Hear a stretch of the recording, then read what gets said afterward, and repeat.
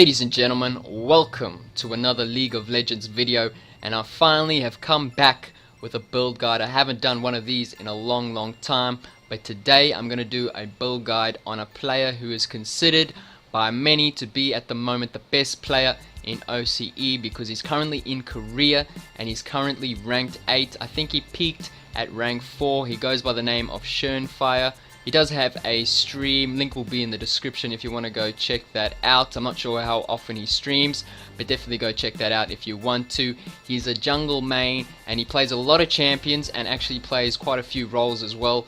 But obviously he's a jungle main, as I said, and the player he plays the most is Graves. So this is going to be a Graves build guide, and so basically I'm just going to go through his runes, masteries, skill order, and obviously his item build. Now his item build is a bit different to what most people are building on Graves, so that's another reason why I wanted to do this video. So without further ado, let's do this. So first of all, summoner spells, you obviously want to take Flash and Smite in the jungle with Graves. Now we'll move on to the runes and masteries, and we'll start with his mastery page. So he takes a pretty standard Graves jungle mastery page that most people would take, 12, 18, 0, with Thunderlord's Decree being his keystone mastery. A few Graves players would take Strength of the Ages, but right now Thunderlord's is a lot better because it provides that extra amount of damage. As for his rune page, he would take 9 armor penetration reds, 9 scaling health yellows, 9 attack speed blues,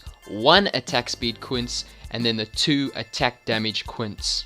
You guys can just pause the video and copy his rune and mastery page if you want to. Okay, now we're going to move on to his item build. So his starting items are pretty simple: a hunter's machete and a refillable potion. His first back, he will often look to upgrade his refillable potion into a hunter's potion, and then maybe get either 2 long swords or buy straight into his tier 2 boots, Berserker Greaves. His core items are then going to be Skirmisher Saber into Warrior, Berserker Greaves, and then Ghostblade, which is slightly different to the most common build on Graves right now. Most people, instead of going Ghostblade, would build Phantom Dancer and then into Death's Dance. However, Shernfire very rarely builds Death's Dance. In fact, in his last 30 games or so on Graves jungle, I don't think I saw him build Death's Dance once. Now I think the Death's Dance build is still a viable pick on Graves jungle. However, if that's the only build that you're using on Graves, maybe you should consider trying out this build and see if you much prefer it or if you like it or not. Moving on, the item that he would get after Ghostblade would either be Duskblade, more of Malmortius,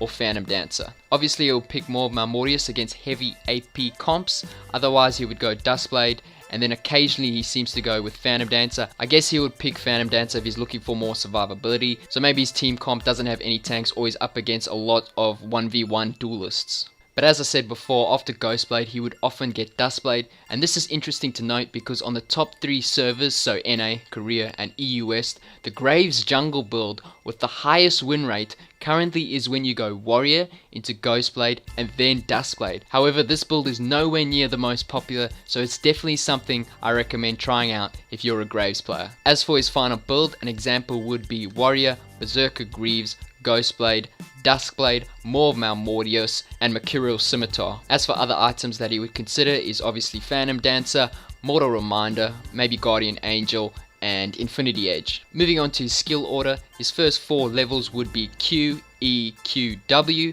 He would then max Q first, E second, W third, and obviously his ultimate whenever you can. Finally, I just want to go through his jungle path thing.